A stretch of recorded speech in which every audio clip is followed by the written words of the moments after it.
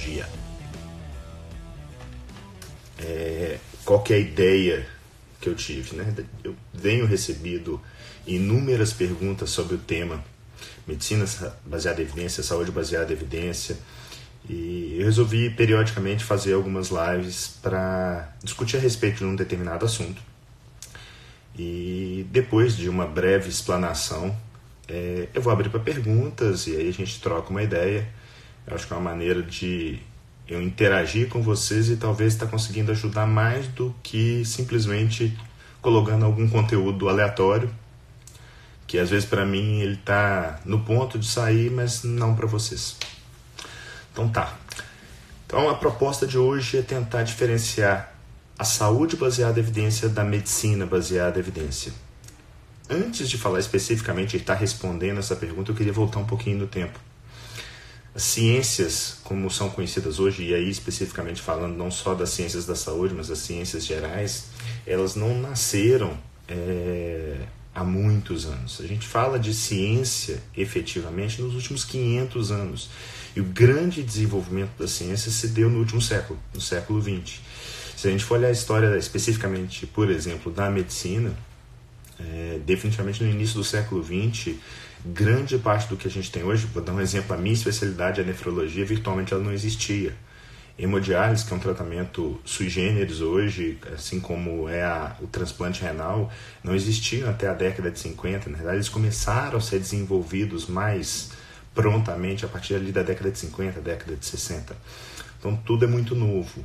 E, em paralelo, as ciências da saúde também começaram a se desenvolver nesse período. Ali na década de 30, um sujeito chamado John Paul, ele começou a desenvolver os conceitos do que hoje é conhecido como epidemiologia clínica. O que na realidade é isso? Quem aqui é da área da saúde, com certeza teve a cadeira de epidemiologia, teve a cadeira de estatística. E epidemiologia ela nada mais é do que o estudo de amostras, o estudo de populações e não o estudo individual. Porque o que acontece até hoje, de uma certa maneira, com leigos e até com alguns profissionais, a gente tende a ser hipnotizado por casos isolados. Então, muitas das vezes, casos de sucesso de algo que nós acreditamos, nós valorizamos, e casos de fracassos nós subvalorizamos. Isso não é por mal, isso é da natureza humana. O John Paul ele cunha o termo epidemiologia clínica e tenta, através dela, demonstrar que o estudo de populações ele tem te dar respostas muito mais próximas da verdade do que o estudo de casos isolados. A coisa andou, para vocês terem ideia, eu falo muito a respeito aí dos tipos de estudos, né, os ensaios clínicos randomizados, os estudos observacionais. O primeiro ensaio clínico randomizado que efetivamente eu tenho conhecimento assim, mais importante, ele é da década de 40, mais especificamente em 1948, o ensaio clínico saiu no BMJ, o periódico britânico, sobre tuberculose. Bem legal, porque um dos autores é o Bradford Hill, que é um cara, para quem milita nessa área de epidemiologia, de estatística, já escutou dos critérios de Bradford Hill. A gente pode até depois fazer uma live só sobre eles, que são critérios basicamente para tentar se encontrar causalidade dentro de estudos observacionais. A coisa continua a andar e ali na década de 70 a gente tem alguns nomes que são extremamente importantes. Art Cochrane, que é o escocês que hoje dá nome à Fundação Cochrane, então responsável por realizar revisões sistemáticas com várias pessoas envolvidas ao redor do mundo. E nasce também ali uma geração capitaneada por David Sackett. Sackett ele é um médico que se radicou em McMaster, no Canadá, que hoje é considerado o grande berço da medicina baseada em evidência. E o Sackett ele cria um grupo de alunos que se apaixonam pelo tema e que efetivamente um deles, que é o Gordon Guyatt, se destaca. E o Gordon Guyatt, em 1992, ele publica um artigo onde ele solta pela primeira vez esse termo medicina baseada em evidência, que no meu modo de ver até tem seus problemas, porque toda medicina deveria ser baseada em evidência, é uma coisa lógica, mas infelizmente ela não é, pelo menos à luz daquilo que se acredita ser baseado em evidência. Eu vou entrar mais um pouquinho nesse mérito. Então, sabendo dessa história, o que há por trás dela, a gente pode efetivamente conversar a respeito de algumas diferenças e do porquê que eu preciso estar aqui conversando com você sobre isso, porque literalmente eu enxergo essa ferramenta, porque muita gente acha que medicina baseada em evidência ou saúde baseada em evidência deveria ser uma cadeira de universidade. Eu discordo completamente. Eu acho que ela deveria estar ali alicerçando tudo isso. Toda aula que nós tivéssemos dentro de uma universidade, ela deveria ser respaldada em ciência, e as ferramentas que a medicina baseada em evidência usam são muito interessantes nesse sentido. Tá, você está falando aí medicina baseada em evidência, saúde baseada em evidência, qual que é a diferença disso? Na realidade, o conceito da epidemiologia clínica, que nasceu no início do século XX e veio sendo desenvolvido ao longo dos anos, ele se integralizou nessas ferramentas que o David Sackett chamou de medicina baseada em evidência. Agora, as ciências da saúde, elas são irmãs. Então, eu poderia fazer a fisioterapia baseada em evidência, a nutrição baseada em evidência, a educação física baseada em evidência, ou seja, a gente pode e deve fazer a saúde baseada em evidência. E a primeira coisa da saúde baseada em evidência é que ela não é uma verdade absoluta. Ciência é assim. Então, a partir do momento que você, ou qualquer pessoa que você conheça, tiver certeza demais de alguma coisa, poxa, desconfia. E muitas vezes a gente não é por mal. Essa pessoa, ela realmente acredita aquilo, mas ela está caminhando muito mais para o lado da fé, e eu não estou dizendo que ela está errada.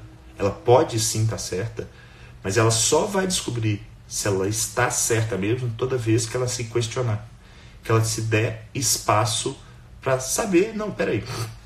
Eu vou dar um exemplo bem legal. A gente estava discutindo, tem um grupo de WhatsApp com alguns médicos do Brasil inteiro que eu respeito muito, e a gente estava trocando uma ideia aí há uma semana, 10 dias atrás, sei lá, talvez nem estudo, a respeito de risco cardiovascular. Então, qual que seria o risco cardiovascular? Qual que seria a melhor maneira de eu estar inferindo o risco de um sujeito infartar? E tem alguns questionários aí, alguns scores que já são validados. O mais famoso dele é o Framingham. E tem uma ferramenta nova que surgiu, que é o score de cálcio, que vê quanto de cálcio eu tenho nas artérias do coração. E que, quando eu tenho esse score de cálcio alterado, ele agrega valor ao Framingham.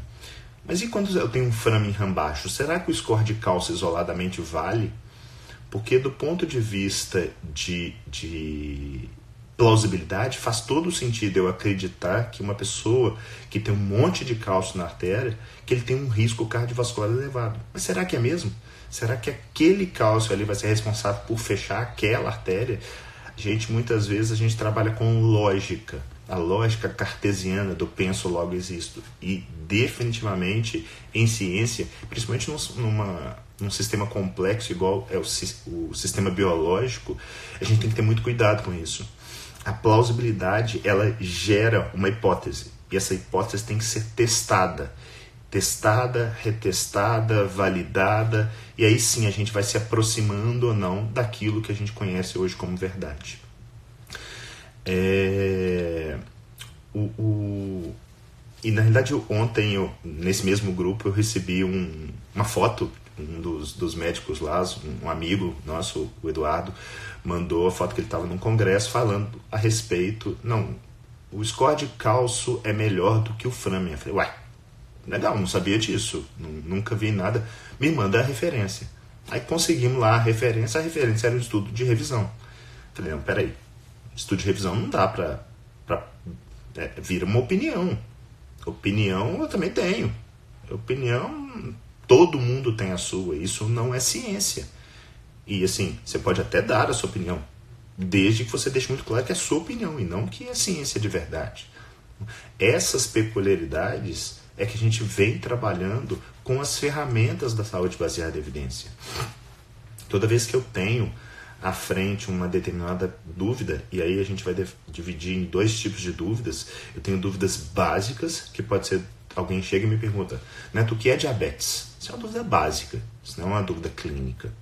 O que seria a dúvida clínica? A dúvida clínica é, em um diabético tipo 2, vale a pena eu dar insulina se a glicose estiver alta? Isso é uma dúvida clínica. Porque muitas já vão responder sim, vale. Lógico que vale, não é bom deixar a glicose alta não, mas será que vale a pena mesmo? Você tem que questionar, porque efetivamente o que eu quero? Eu não quero controlar a glicose. Eu quero que essa pessoa não sofra das consequências negativas do diabetes, como infarto, perda renal, cegueira, amputação e tudo mais.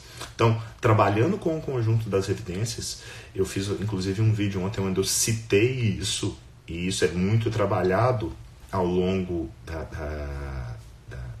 da análise de um determinado assunto na saúde baseada em evidência. Você vê basicamente 3 coisas. Primeiro, o quanto você confia na informação, e aí o quanto você confia, você vai estar vendo o quê? Qual o desenho do estudo, porque a partir do desenho do estudo eu já sei qual que é o tamanho da confiabilidade dele do ponto de vista de onde ele parte. Um estudo observacional, ele parte de um patamar mais baixo do que um ensaio clínico randomizado.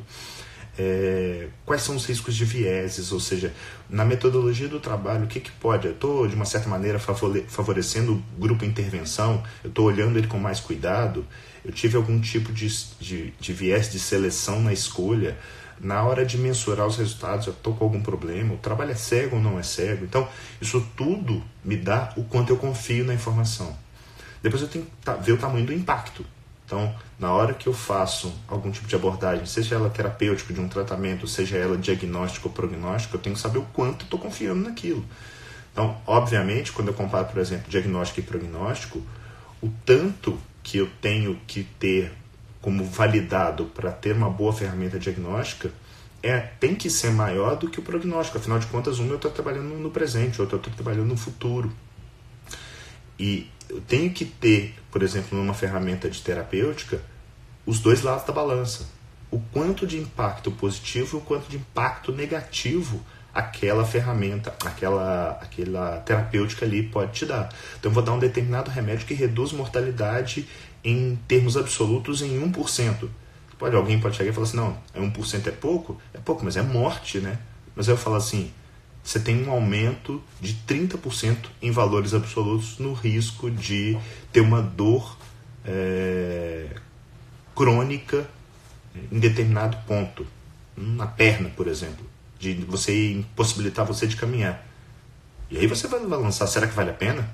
Reduzir em 1% a mortalidade, mas ter um 30% maior de probabilidade de ter dor, que às vezes não vai te deixar sair de casa.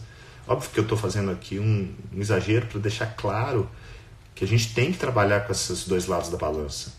Não adianta olhar só para um lado. A gente tem que olhar para qual desfecho eu estou trabalhando. As pessoas às vezes ficam... Essa semana eu recebi uma pergunta.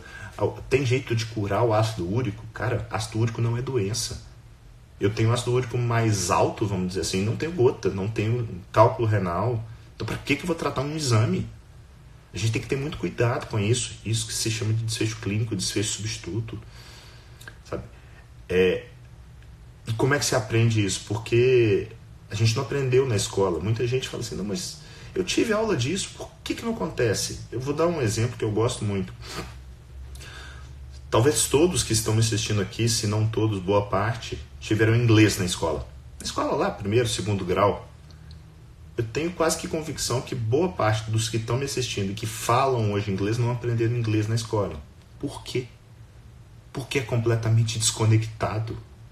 Você não aprende inglês dessa maneira. Então você não aprende saúde baseada em evidência com aulinha de epidemiologia e estatística, principalmente porque são aulas dadas por profissionais não clínicos. E está tudo bem. O estatístico é importante, o epidemiologista é importante, mas ele não está do lado do paciente.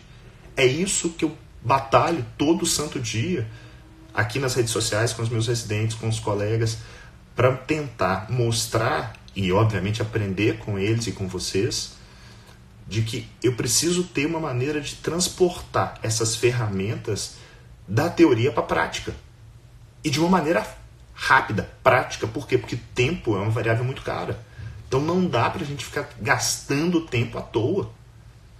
E é por isso que eu tenho batido tanto nisso. Eu comecei a dar muita palestra nos últimos anos, Brasil afora, sobre temas variados. Muita gente me conhece por causa de nutrição, mas eu falo também muito a respeito de nefrologias, temas clínicos, temas variados, até algumas vezes filosóficos, né, relacionados à área da saúde, e de uma certa maneira eu sempre uso de ferramentas da saúde baseada em evidência para respaldar aquilo que eu estou mostrando. E quando eu vou dar uma opinião pessoal, eu deixo muito claro, se o que eu acho, eu achar não garante que é uma certeza nem eu, nem o chefe da cardiologia de Harvard.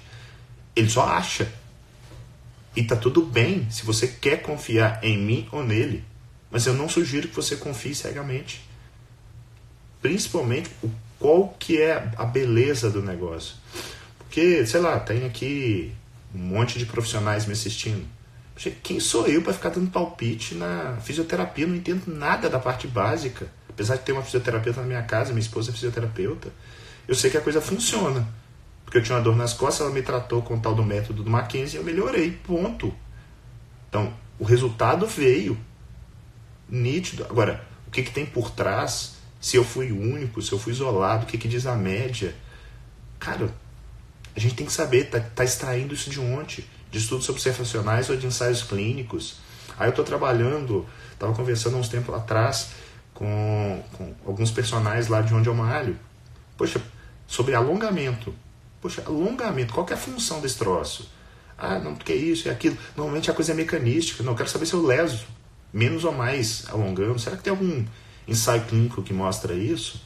Será que eu ganho em menos dor por estar alongando? É isso que importa para a pessoa. É isso que a gente tem que saber estudar e não ficar apaixonado loucamente por mecanismo. Mecanismo é canto de sereia. É lindo. Eu recebi um convite do pessoal da Sociedade Brasileira de Nefro, em nome de um dos diretores, que é o Ciro. O Ciro me mandou um artigo puramente mecanístico sobre obesidade, hipertensão e doença renal, pedindo para eu escrever a respeito. Eu estou escrevendo.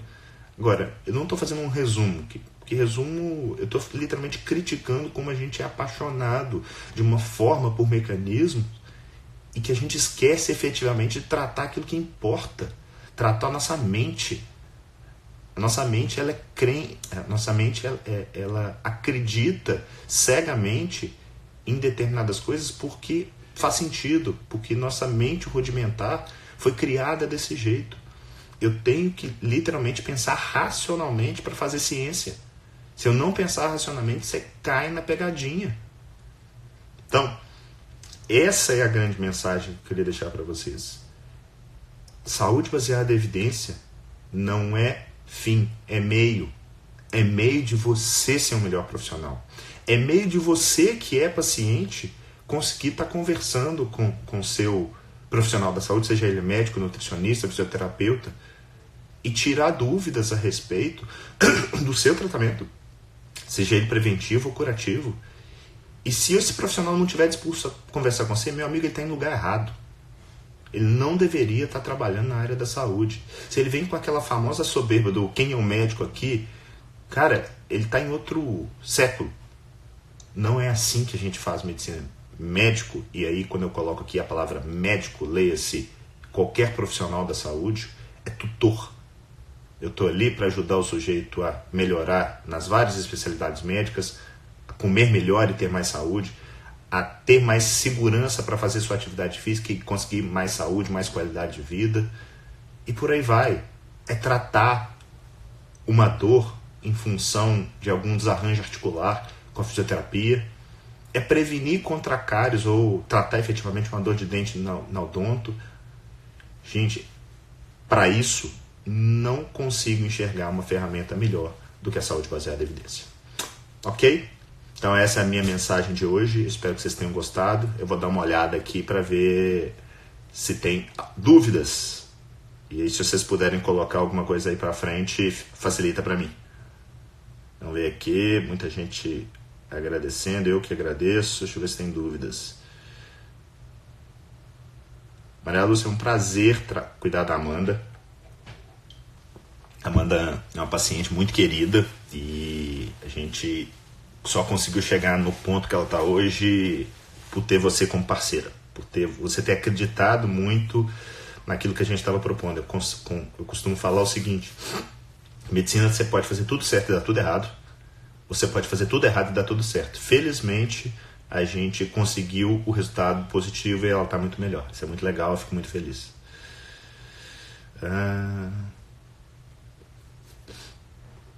Deixa eu ver o que mais que tem de perguntas. Obrigado, Alexandre, aí pela...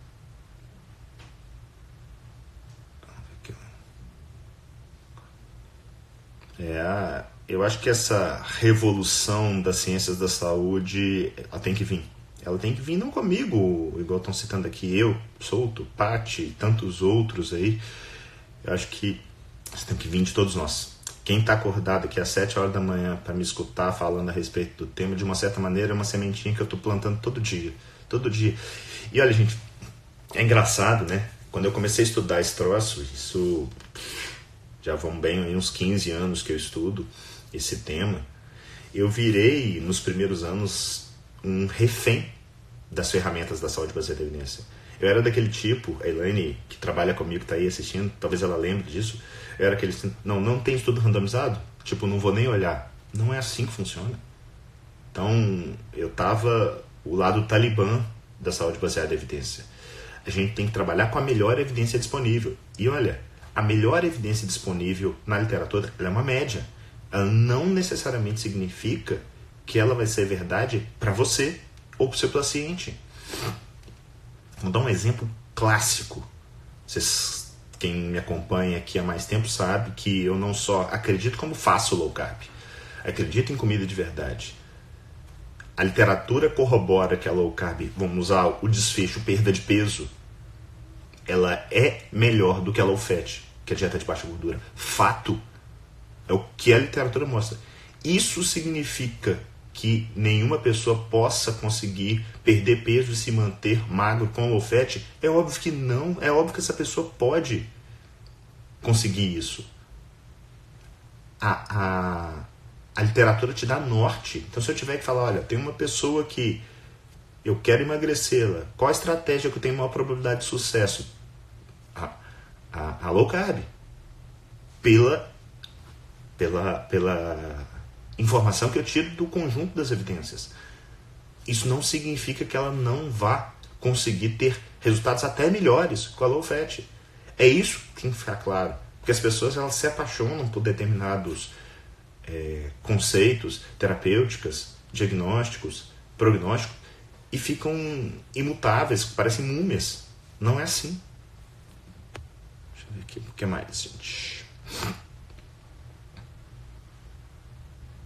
5h24 no Texas. Legal, Fabi. Obrigado aí por estar aqui com a gente. Miriam, acredito na revolução da medicina, creio na cura do diabetes. Miriam, eu vou te falar uma coisa. Eu acho que a medicina, não só a medicina, como as áreas da saúde, elas têm sido desenvolvidas de uma forma muito rápida. Eu acho que vai vir muita coisa por aí. Eu acho que por isso, na área que eu trabalho, que é a nefrologia, eu acho que em muito pouco tempo, talvez, a gente tenha alguma coisa para substituir diálise. Eu acredito realmente que isso possa acontecer. Mas para mim, um grande segredo é o passo atrás. É eu não ter tanto diabético. Percebe? É cuidar da raiz e não do topo do galho. É eu comer melhor, é beber mais água, ao invés de ficar se entupindo de refrigerante, é dormir melhor, é tratar da cabeça, fazer atividade física, priorizar a força. Esse negócio de tratar da cabeça é um negócio que eu tenho estudado cada vez mais nos últimos anos. E eu nunca levei muito a sério isso. Na verdade, eu tinha um puta de um preconceito a respeito do tema. E eu tenho estudado muito a respeito de inteligência emocional até para tentar ajudar na criação dos meus filhos. E eu acho que isso, hoje, tanto eu quanto a minha esposa, a Paula, a gente tem tentado. Óbvio que a gente acerta, a gente erra, mas a gente hoje é muito melhor como pais do que éramos quando o Matheus nasceu. Simplesmente por estar querendo aprender, por estar querendo passar para eles que o mundo é diferente, que a gente precisa ter essas ferramentas muito bem trabalhadas. Cristina perguntando aqui, low carb não sobrecarrega os rins? Não, pelo amor de Deus, low carb não sobrecarrega os rins. Isso aí Primeiro, as pessoas confundem, low carb não tem nada a ver com dieta da proteína. Sai dessa. O low carb normalmente trata aquelas principais doenças, hipertensão, diabetes, obesidade, que estão levando as pessoas a fazer diálise. Se você quiser, Luciano, tem 1 bilhão de posts no meu site, você pode ir lá e dar uma olhada nisso.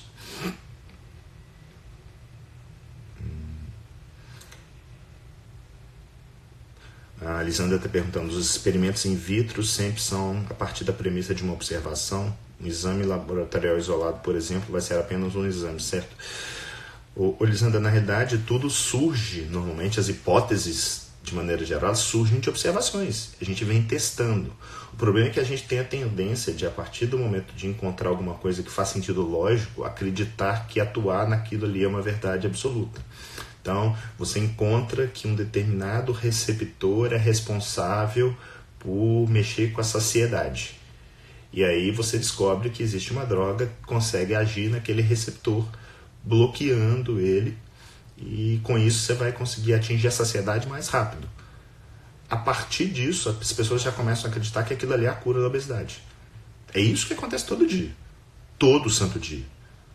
Porque simplesmente por extrapolações lógicas. Ciência não dá para fazer desse jeito. Perguntando aqui, diabetes mellitus tipo 1 e tipo 2, primeira abordagem low carb, sempre? Para mim, sim. Para mim, a abordagem... mais ou menos me perguntaram assim, sujeito que tem alergia a camarão, primeira abordagem, tirar o camarão? Sim, sempre. Para mim, o sujeito que tem alguma intolerância à glicose, seja porque ele não produz insulina, seja porque ele produz demais e gera resistência, a primeira abordagem nutricional, sem dúvida nenhuma, reduzir a oferta de carboidratos. Obviamente, no diabetes tipo 1, eu tenho que repor insulina também.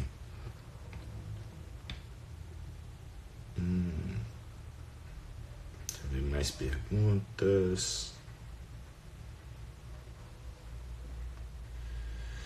O Guilherme está perguntando aqui por que mais força na atividade física. Cara, eu aprendi isso muito com o Rafa Lund, sabe? O Rafa é um personal trainer completamente fora da curva. Definitivamente é um dos grandes amigos que eu ganhei nos últimos anos aí, em função de rede social, né? As pessoas falam que rede social afasta e tal. Vendo o Rafa, ele trabalha a educação física baseada em evidência. Então, baseada em evidência, a gente consegue ver que a variável força ela é extremamente importante para uma série de desfechos, por exemplo, dores, diminuir risco de fraturas, de osteoporose, por aí vai. E aqui tem que ficar muito claro, eu não estou dizendo aqui que uma atividade aeróbica é ruim. Caminhar é ruim? Não, não é isso. Tem um trabalho bem legal que saiu na New England, sei lá, deve ter uns 2, 3 anos, e que ele mostra o quê? Quando eu faço alguma atividade física de força, eu trabalho algo de aeróbico. Quando eu faço aeróbico, eu não trabalho necessariamente força. Então, se você tiver que escolher alguma coisa, faça força. Se você quiser fazer algo próximo do ideal, faça os dois. Então, e outra coisa que eu aprendi com o Rafa, mais do que força ou aeróbico, mais ou menos igual você falar carboidrato, proteína e gordura, o norte é movimente-se, faça alguma coisa que você goste, tenha prazer com aquilo.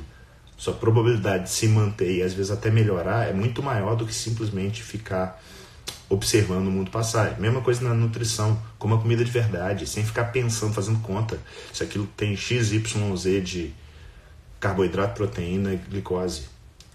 A sua chance de acertar já é muito grande com isso. Deixa eu ver aqui, eu estou completamente perdido com relação à hora e eu estou sem a referência do Instagram, não, são 7h30, tá tranquilo ainda. Não sei como é que a gente não recebeu ainda a visita aqui dos meus filhos. Um deles já está gritando, acabei de escutar. Qual é o estudo que mais te chocou, que abalou algo que você acreditava ou aprendeu na faculdade? Cara, eu vou te falar que tem muita coisa, mas a nutrição talvez seja o grande choque que eu tive. Para quem não sabe, nós estamos em 2019, até 2014, quando eu conheci a low carb, eu era diabético. E fui diabético ali uns 3, 4 anos, tomando glifage, né, a metformina, tratando da forma tradicional, tentando fazer dietinha, e definitivamente não dava certo.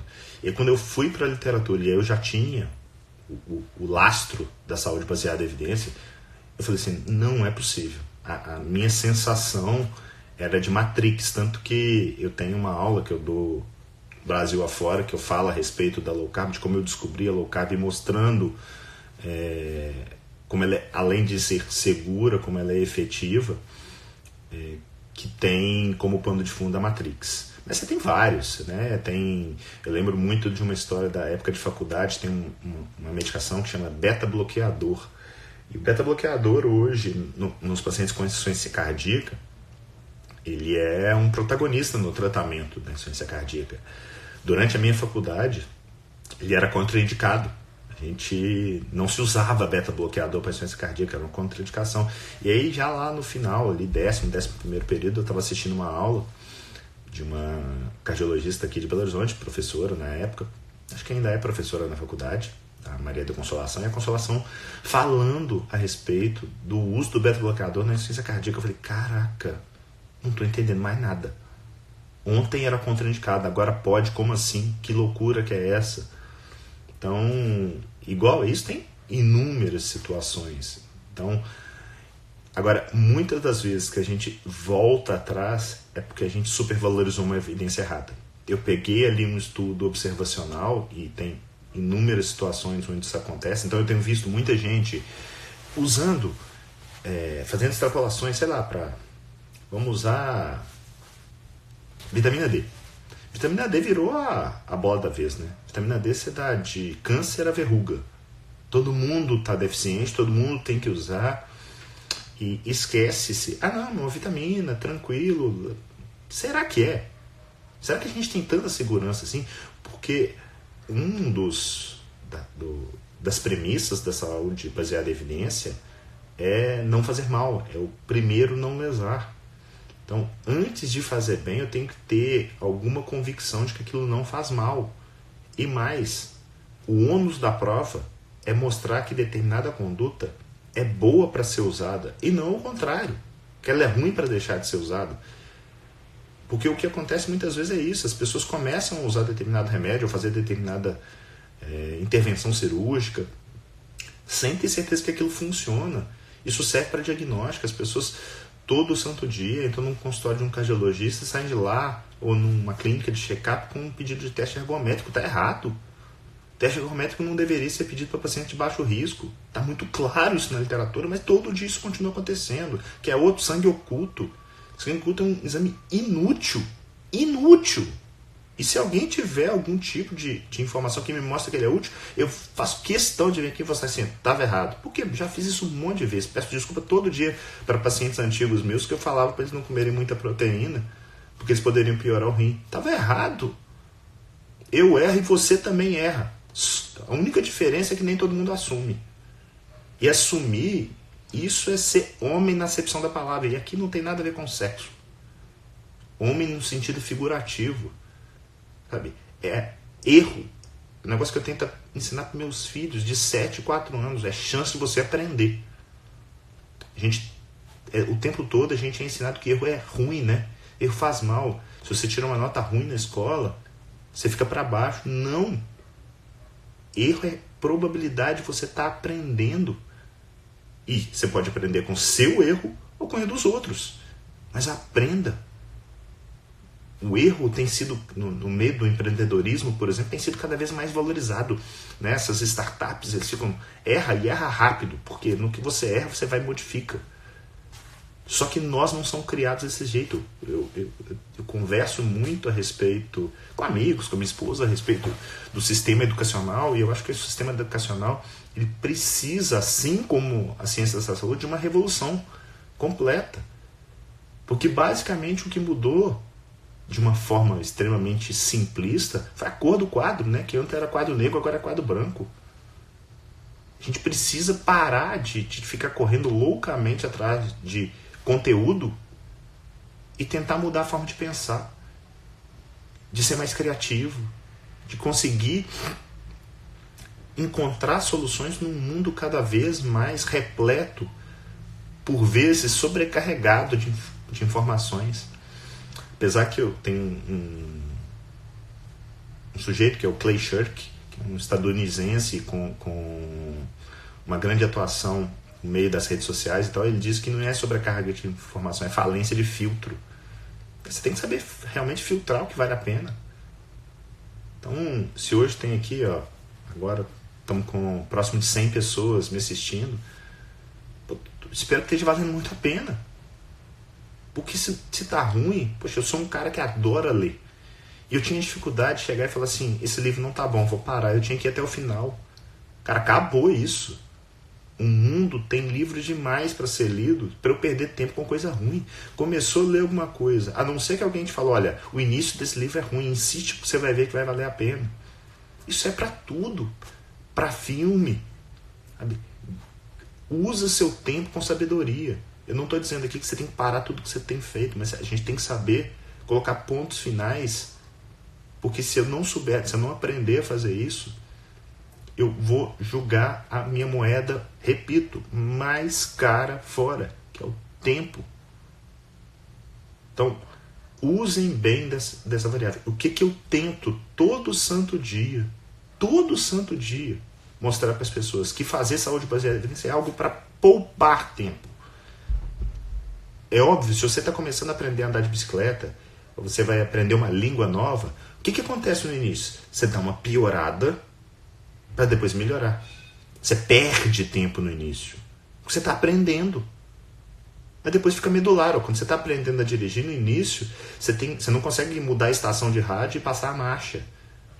Depois você faz 4, 5 coisas ao mesmo tempo. Não que isso seja seguro.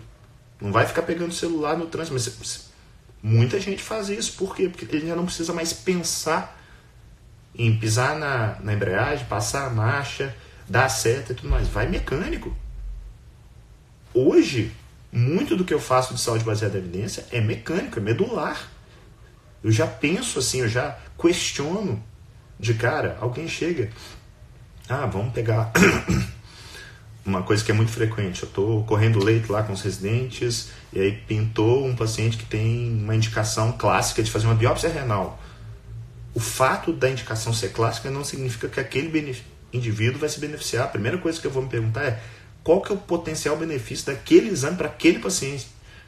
Porque fazer uma biópsia tem risco de sangrar. Eu vou fazer só porque está escrito no livro? Não, não é assim que funciona. Pergunta para ele se ele quer fazer só porque está escrito no livro. Esse exercício é diário. Se a gente não fizer isso, você tende a errar e fazer mal para quem está te colocando a vida na sua mão. Eu estou falando aqui para médicos, para nutricionistas, para educadores físicos, para terapeutas ocupacionais, para dentistas e por aí vai. Então, o dentista ele tem que questionar realmente se escovar 3 vezes por dia é melhor do que uma. Por quê? Porque eu estou perdendo tempo. Será que vale mesmo? Ele tem que questionar se é fundamental passar fio dental. E não acreditar cegamente. Gente, eu não estou falando aqui que não é. Mas isso tem que ser questionado. Eu estou colocando coisas que teoricamente a gente acredita como sendo verdades absolutas. Então, isso tem que ser questionado em todas as áreas. Não, eu tenho que alimentar para poder malhar. Então, eu sou um ET, porque normalmente é muito raro eu comer para poder malhar. De onde vem essa informação? As pessoas trabalham muito com crença. E crença não é ciência. E eu sou uma pessoa que acredito em Deus. Muita gente fala, não, é porque é ateu. Não sou ateu. Mas as caixinhas são diferentes. Estou lá com meu pai internado. Poxa, eu rezo a Deus que ele me ajude. Ajude meu pai. Mas isso não tem nada a ver com ciência. Nada. E não dá para ficar cego para os dois lados. Aquela coisa, Deus, Deus, Deus, Deus, esquecer que tem a ciência, ou, não, isso aqui não é explicado pela ciência, então a religião não existe. Para com essas coisas cegas para os dois lados. E eu não estou falando aqui que você tem que ser religioso, cada um escolhe o que quiser. Tem um monte de amigo ateu e que está tudo bem. Agora, para com essa coisa louca de achar que o que você fala está certo. Duvide, seja humilde. Vamos lá. Não, tem comentário pra caramba, galera. Pergunta da Ana Lúcia a respeito de colonoscopia. Tem que fazer tal idade. Legal. A Ana tá perguntando aqui. Colonoscopia, vale a pena fazer? Opa! Meu suporte balançou. Os 3 cânceres mais rastreados são mama, próstata e intestino. Definitivamente o que tem mais lastro para ser feito é o de intestino.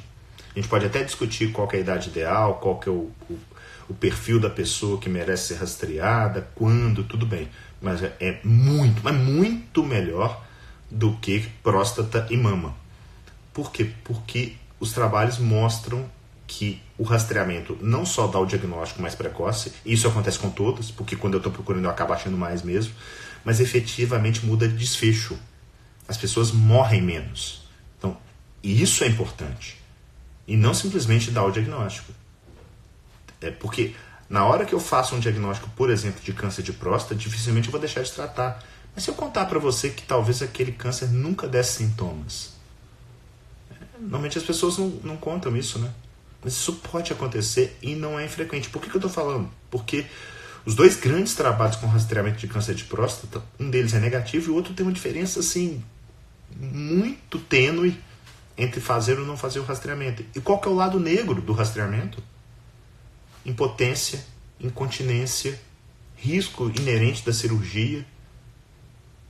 Mas para a pessoa é aquilo, nossa, eu estou incontinente, mas eu me salvei do câncer. Será?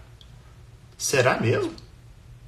Será que a gente não está dando diagnóstico de pacientes que talvez não se beneficiassem? Isso tem que ser questionado, isso tem que ser conversado. Isso tem que estar aberto e não enclausurado como uma propaganda falando Novembro Azul, tem que fazer todo mundo. E aqui não tem nada de conotação machista não, tá, gente? Isso é ciência. E eu tenho amigos urologistas, a gente está discutindo todo dia.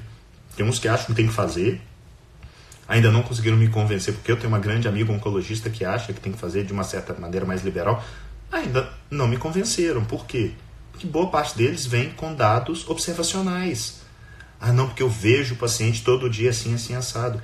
Isso não é ciência.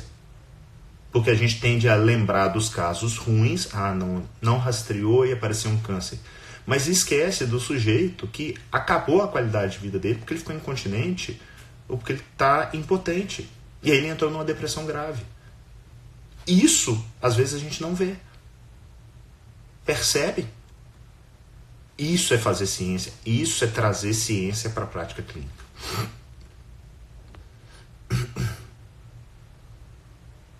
É isso mesmo, Letícia. Questionar. E assim, eu falo muito isso quando eu estou dando palestra. Eu não sou aqui um sujeito que defende de bandeira. A única coisa que eu defendo de bandeira é o galo. Isso aí eu não mudo, isso é inquestionável. Mas low carb. Low carb. Não, low carb eu defendo ciência. Para mim, se trouxerem amanhã uma nova tipo de alimentação que é melhor que low carb, para mim tá tudo bem. Eu mudo. Eu trago. Então, não adianta vir com mecanismo. O sujeito que começa a falar muito de mitocôndria, de tal, não sei o quê, desconfia. E eu não estou falando que isso não é importante, mas isso não pode ser a base para eu definir o que fazer na ponta. Porque eu não consigo garantir que usar determinada substância, porque ela aumenta a energia da mitocôndria, que isso vai fazer você morrer menos ou ter mais qualidade de vida. Porque o que eu quero, na verdade, são 2 coisas, né? 2, não mais do que isso. Viver mais, viver melhor. De preferência as 2. Eu quero viver até os 100 bem. Eu quero ser aquele vozinho que chega no... Deixa eu ver quantas horas. Tá bom, tem mais 10 minutinhos. Eu quero ser aquele vozinho que chega no avião e consegue pegar a mala de mão e colocar lá em cima, com 90 anos de idade. É para isso que eu tenho uma série de restrições no meu dia a dia. Porque se alguém conseguir uma pílula mágica onde eu possa ficar comendo doce, me entupindo de farinha, sem ter problema, legal, eu tô dentro. Eu gosto, não sou mentiroso. Não gosto de pão. Mentira, eu gosto. Eu não como, porque eu escolhi não comer do mesmo jeito que eu escolhi não fumar. Deve ser bom fumar, porque troço fede pra cacete. As pessoas ainda assim fumam, pô, deve ser muito bom. Você tem que parar essa falsidade. Já não gosto mais daquilo. Não, eu não faço atividade física. Vou lá, Pedro estava aí online, não sei se continua. Vou lá na Estúdio Personal, malho, tem 5 anos que eu malho. Eu não vou lá porque eu amo ficar fazendo força. Não, eu vou lá literalmente porque eu acredito que aquilo ali vai me deixar melhor. E já me deixa melhor. Eu consegui carregar meus filhos, não ter dor nas costas, me sentir mais bem disposto. Isso tudo vale. Ok? Queria aqui, gente, já finalizando, deixar um abraço para vocês. Obrigado pela atenção. Tô muito feliz. Público ao vivo muito maior do que eu acreditava. Afinal de contas, o horário não é dos mais convidativos. Espero que tenha acrescentado alguma coisinha para vocês. Obrigado aí por tudo. E se vocês tiverem qualquer dúvida, eu estou aí nas redes sociais, podem colocar nos meus posts se tiverem dúvidas. E eu estou vendo que a live foi enriquecedora para muita gente aí, e a gente vai ter outras oportunidades de estar discutindo em outros momentos. Valeu? Grande abraço, fiquem com Deus. Tchau, tchau.